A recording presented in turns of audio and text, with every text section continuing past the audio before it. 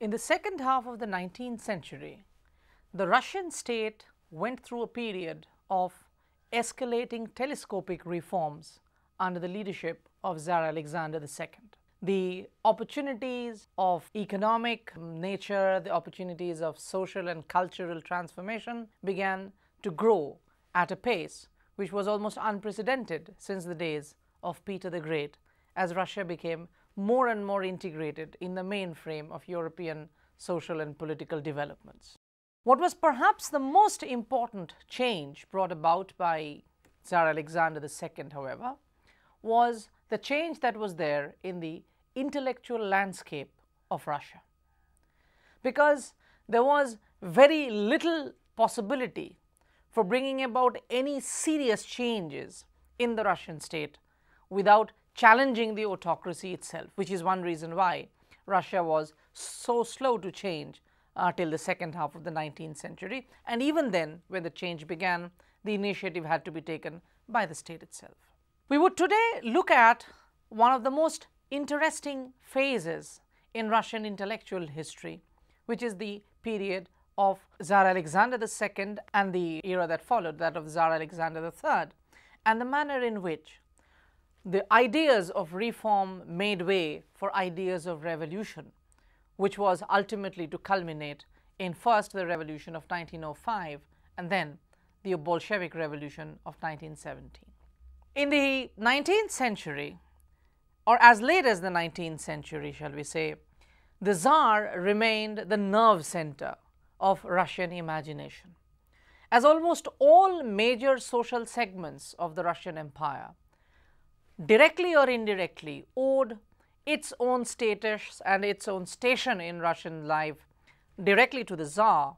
The authority of the Tsar was almost never challenged. The landed families of the boyars, the bureaucratic families of the chinovniki, the soldiers, the peasants, almost all of them looked directly to the Tsar, because from the office of the Tsar flew all authority in Russia. Even the Russian Orthodox Church, ever since it had been reformed by Peter the Great, owed direct allegiance to the Tsar, and it was largely in tandem with the expansion of the Russian Empire. Elsewhere in Europe and also elsewhere in the world, the one group that generally tends to question about any identity or unity between the monarch and the state, the class of the commercial bourgeoisie, barely existed in Russia till the end of the 19th century. In this background, in the 19th century, Russian political thinking was characterized by an almost simple equation between the state on the one hand and the Tsar on the other. It is true that the reforms of Tsar Alexander I and the counter-revolutionary period of Nicholas I, there were attempts made to liberate some arenas of intellectual thinking. This one bit virtually never changed. Although children of Russian aristocratic family, the Dvorian, and the children of the bureaucratic family, the chinovniki, went for higher education overseas, to France in the beginning of the 19th century and to Germany from the 1830s onwards, the real change, or let's say the incipient change, the embryonic change, begins to appear only from the 1830s. In the 1830s, the policy of the minister in charge of education in the Tsarist Empire, SS Uvarov, was to extend patronage to people from Dvorian and chinovniki families, that is, from the aristocratic and the bureaucratic families, to go abroad and learn to be trained in the profession of civil service, but also to help Russia modernize without changing in Russia too fast. The two groups that emerged of the westernizers, led by Alexander Herzen and Nikolai Chernyshevsky, as also the Slavophiles led by Yuri Samarin and the Aksakov brothers and Komyakov, the general argument that began to grow popular among the youth of the chinovniki and dvorian elements of the Russian administration was that the Russian state needed to be reformed. There was a question about how this reform was to play out, whether the interest of the Tsar and the interest of the Russian state were the one and the same.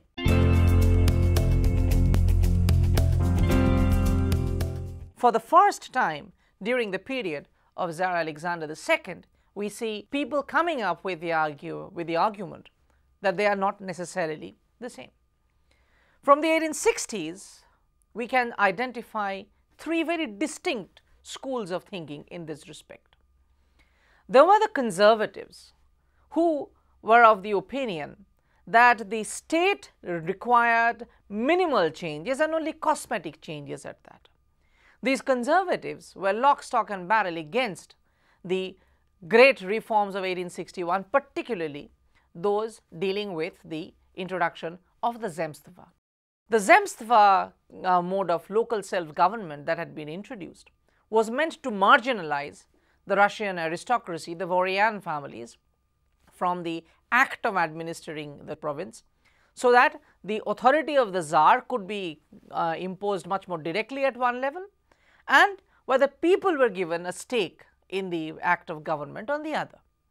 The Dvorian families were of the opinion that the task of government should be given to those who are capable of rising to the challenge.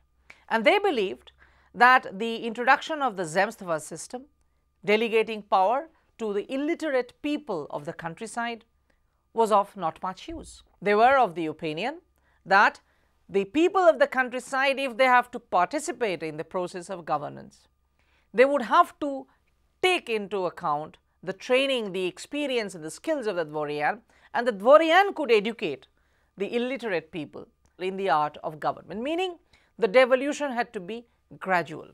The reason why reforms were needed at that point of time was that too much power had been located in too few hands. In fact, they would argue that just as there was a time when education was limited to the Dvorian and chinovniki families and it never actually spread out of their grasp, similarly the task of administration was also being forcibly confined in a few hands.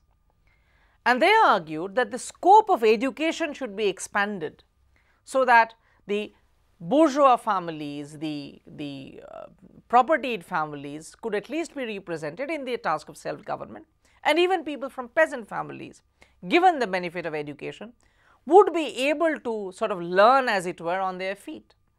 That once given a share in the administration, once given the sense that people could actually change their own destinies by participating in the process of government, the entire absence of skill and experience of self-government could be removed. It was with this intention in mind that the Zemstva administration laid particular stress on promotion of education, and the policy of Uvarov, which used to be confining the prospect of state patronage for education to only the Dvorian and chinovniki families, began to be broadened out in the second half of the 19th century. So, on a rough count, if one looks at the proportion of students attending state patronized schools, one can see that as later between 1833 and 1853, around 80% of all the students attending public educational institutions happened to be of Dvorian or chinovniki origins.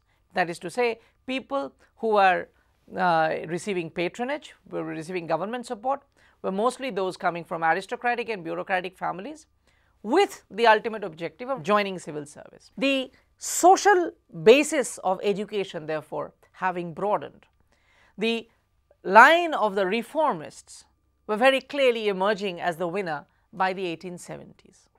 And this would have strengthened the cause of reform in Russia.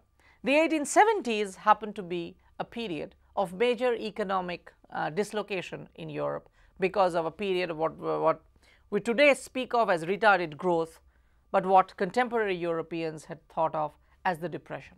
So, there was a lot of rural disquiet that was being generated. Also, the awareness that came with the educational reforms of the Zemstva began to spread the awareness among the educated citizens of the Russian establishment, people who are now being spoken of as the intelligentsia.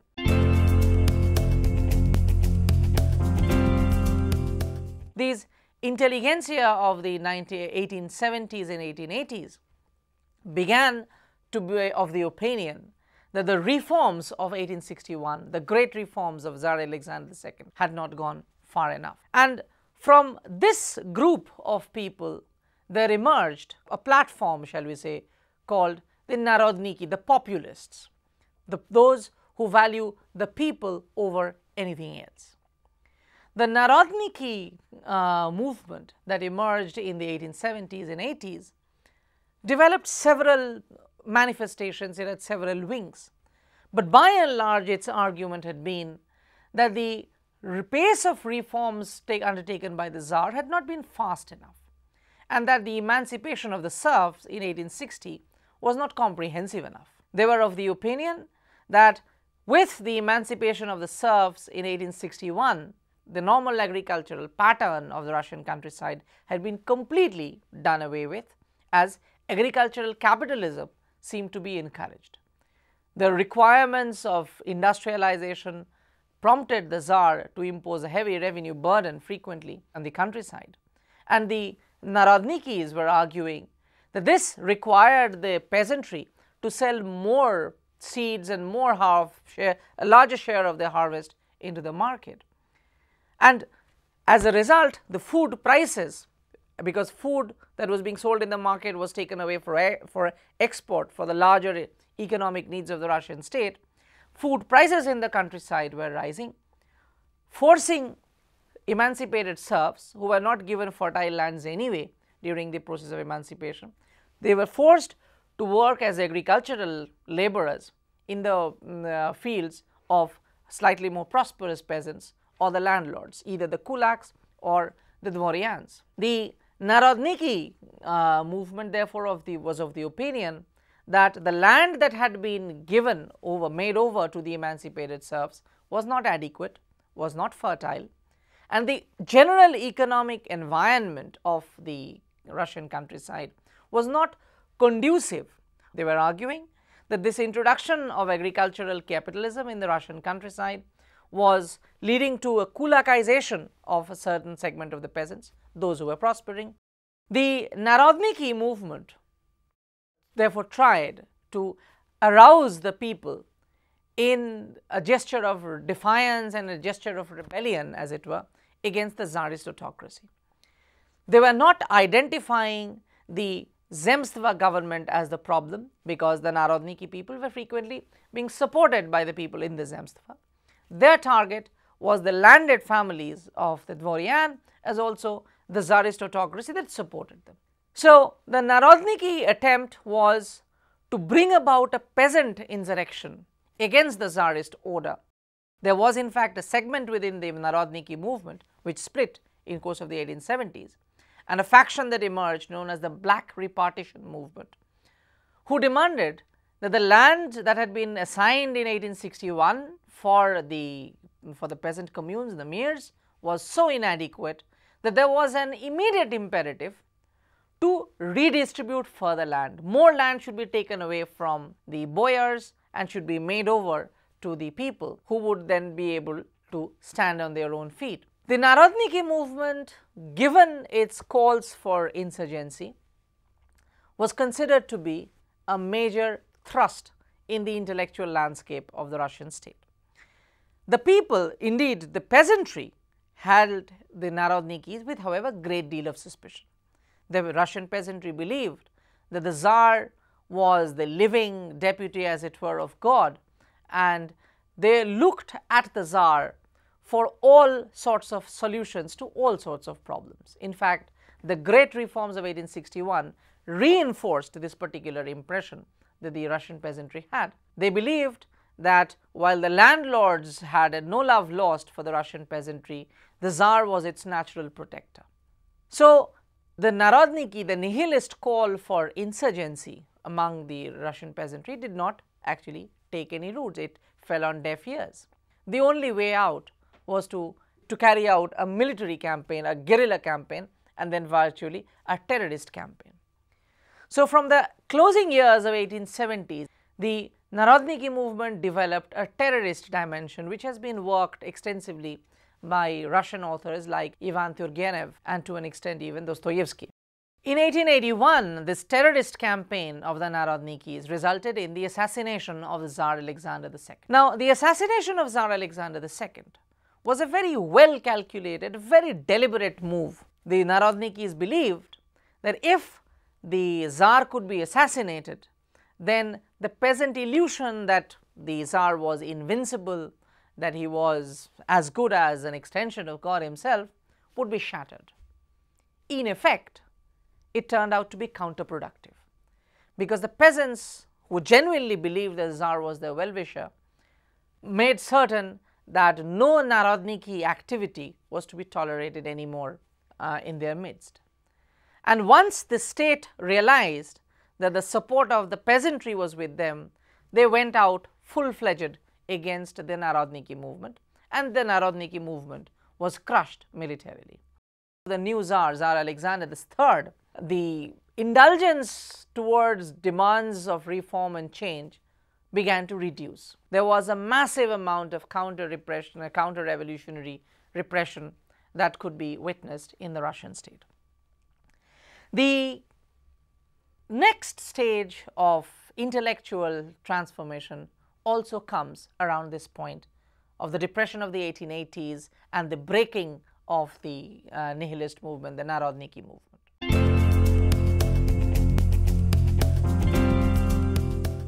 One of the major leaders of the Narodniki movement, people like Plekhanov, people like Muratov, they had gone on exile to other parts of Europe. Muratov particularly, during his exile in Switzerland, came across an entirely new way of looking at the economic predicament that was there in Russia, coming into close contact with the growing, increasingly significant Marxist line of thinking, and being exposed to the ascendancy of social democracy as a movement in the western and central parts of Europe, Muratov returned to Russia in the 1880s and started a major movement which was to lead in the formation of the Russian Social Democratic Party in the 1990s. The Marxist movement that Muratov started and the movement which was inspired by social democracy in the West ultimately came to focus on a new center of opposition. The defeat of the Narodniki movement had made these Russian intellectuals realize that the countryside was not going to have any revolutionary potential in the long run. By this time, however, industrialization had advanced adequately in Russia, and the social democratic movement, inspired by Marxist formulations of class struggle and revolutionary change, began to grow roots in the industrial parts of Russia. In 1891, Vladimir Ulyanov Lenin put forth an argument: revolutionary transformation of the Russian state can happen only in the urban sector, only with the proletariat leading the charge, rather than the agriculturists and the Narodniki movement.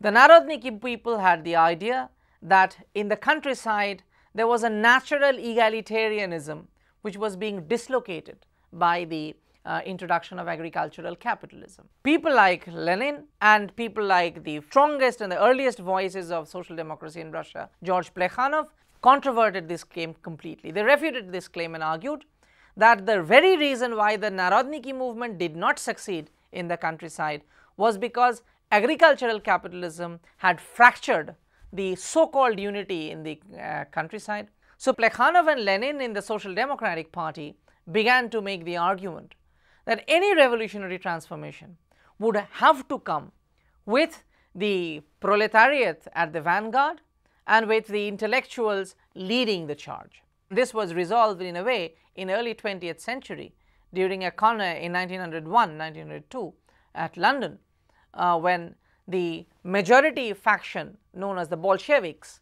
emerged as the guiding light of the Social Democratic Party. While the revolution would be for the people, it had to be led by a handful of the vanguard of the party. Whereas the Mensheviki, led by people like Leon Trotsky, which was to play a major role in the revolutionary Russia of 1917, Leon Trotsky refuted the position of Lenin and argued that the people should be allowed to bring about the revolution. The principal problem that plagued the Social Democratic Party in the 1890s and early 1900s, however, was how to mobilize a revolutionary mass that would prove critical for the authoritarian regime at a time when all labor mobilization was meant to be diffused. There was to be no centralized labor union that would be allowed by the Russian state. So the Social Democratic Party concentrated on penetrating, infiltrating the various trades unions and trying to coordinate between them. The very character of social democratic mobilization and its formulations about what should be the trajectory of revolutionary movement stung, as it were, the nihilists into action. And the Narodniki movement began to reconfigure between 1898 and 1903 into forming what was known as the Agrarian Socialist League, which later was to lead to the formation of the Social Revolutionary, the Party of the Social Revolutionaries, or the SR. Together, the Social Democratic Party and the Social Revolutionaries brought about a major change in the intellectual political landscape of Tsarist Russia, because both of these were committed to the dismantling of the Tsarist order. So with the conservatives and the reformists on the one hand, either opposing change or proposing change within the Tsarist autocratic system, and with the social revolutionaries and the social democrats on the other, proposing a revolutionary transformation of the Russian state and an abandonment of the Tsarist order, the Russian intellectual landscape changed rapidly within a period of 30 or 40 years beyond all recognition. The voices for change became predominant, and this led on to the Bolshevik Revolution of 1917.